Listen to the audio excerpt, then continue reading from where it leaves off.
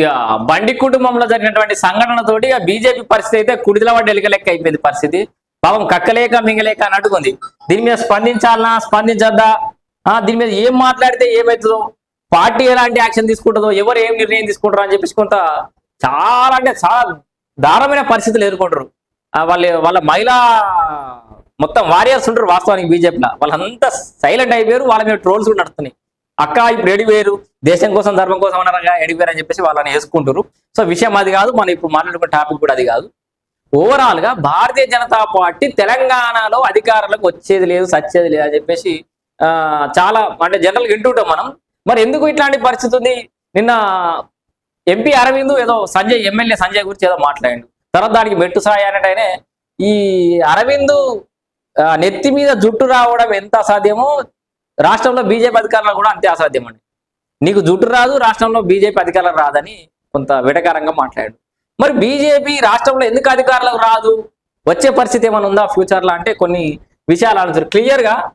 అసలు నిజంగా ఒకసారి మనం అనాలిసిస్ చేస్తే తెలంగాణ రాష్ట్రంలో భారతీయ జనతా పార్టీలో నోటెడ్ పర్సన్స్ ఎవరు మీ అందరికంటే, పార్టీ అనగానే బీజేపీ, తెలంగాణ బీజేపీ అనగానే వినబడే పేర్లు కొన్ని మనం మాట్లాడుకుంటే ఫస్ట్ బండి.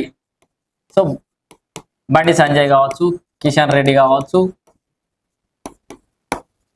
రఘునందన్ రావు కావచ్చు, లక్ష్మణ్ కావచ్చు, ఇక మన ఆయన దత్తాత్రేయ గారు అంటే పెద్ద మనిషి అయిపోయారు, బండారు దత్తాత్రేయ గారు కావచ్చు.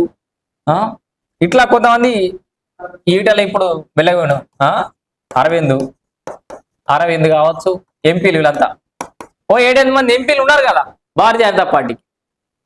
వీళ్ళు ఇప్పుడు నేను రాసిన పేర్లలో కానీ ఇంకెవరైనా మర్చిపోయినా, ఎందుకంటే వాళ్ళు అంత యాదకత్తలేరు, వాళ్ళు కట్టున్నారు. ఉన్నదే 8 మంది కానీ 8 మంది పేర్లు కూడా జల్దీ యాదగిరావు. ఈ 8 మంది ఎంపీలల్లా ఎవరైనా గన్ షాట్ గా ఈ నియోజకవర్గం నుంచి ఎమ్మెల్యే గెలుస్తారు అని ఏదో నియోజకవర్గం పేరు చెప్తా అంటే చెప్పు, కింద కామెంట్ చేయి. ఎమ్మెల్యేగా గెలిచే కేపబిలిటీ కానీ గన్ షాట్ గా ఇది వీళ్ళ డెడికేటెడ్ గా వీళ్ళ నియోజకవర్గం మీద వీళ్ళు ఎమ్మెల్యే గెలవగలుగుతారు అనే నాయకులు ఎవరైనా ఉన్నారా? ఒక్కరు కూడా లేరు. అయితే ఈటల రాజేందర్ గెలుస్తాడు. ఆయన హుజరాబాద్ ఇదివరకు ఎమ్మెల్యే చేసినోడు, అడ్మిషన్ చేసినోడు, జనతా ఉద్యమంతో సంబంధం ఉంది కాబట్టి సరే ఆయన వేరే విషయం. ఆయన ఆ పార్టీలో పుట్టి పెరిగినోడు కాదు కాబట్టి ఆయన కొంత ఎమ్మెల్యేగా చేసిన, చాలా సంవత్సరాలు ఎమ్మెల్యేగా చేసిన అనుభవం ఉంది. ఈ మిగతా వాళ్ళంతా ఏమున్నా మోడీ ఫోటో పెట్టుకొని ఎంపీగా గెలవడం తప్పితే ఎమ్మెల్యే గెలిచే పరిస్థితి లేరు. ఆల్రెడీ మొన్న అంతా ఎమ్మెల్యే ఓడిపోతే మళ్ళీ ఎంపీలో గెలిచారు కదా మోడీ ఫోటో పెట్టుకొని.